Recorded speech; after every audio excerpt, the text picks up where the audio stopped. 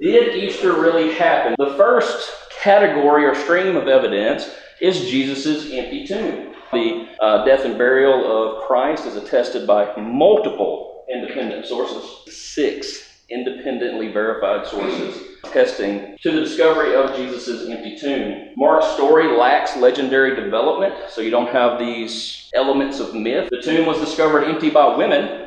Women were not valid or credible witnesses. And so if we're making this up, if we're fabricating a story, it is highly unlikely, it's very improbable that we would put the witnesses being women. And the early Jewish response presupposes the empty tomb. The early Jewish response was to make up a story saying the disciples had stolen the body. The second line of evidence is Jesus' appearances alive after his death. You've got Paul's list of eyewitnesses to Jesus' resurrection appearances.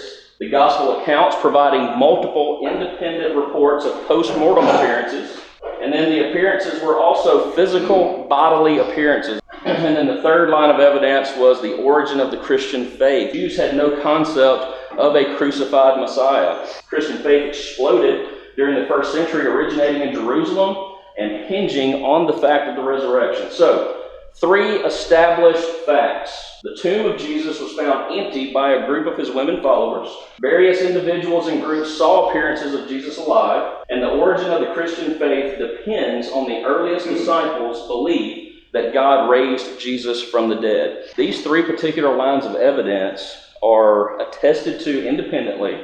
Over 75% of New Testament scholars, which means unbelievers in terms of a big chunk, that these 3 facts are undisputable and are agreed upon. And what we're going to do tonight is we're going to look at 5 different hypotheses to try to see which one accommodates or explains the evidence the best.